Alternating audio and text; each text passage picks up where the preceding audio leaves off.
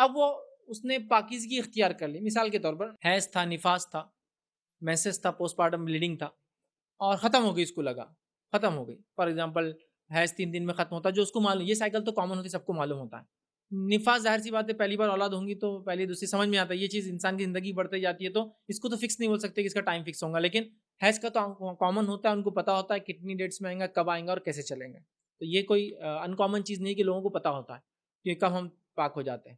اب پاک ہونے کا امکان تھا اور ہو گئے، پھر غسل لے لیا اور اس کے بعد روزہ رکھ لیا، نمازیں شروع ہو گئی.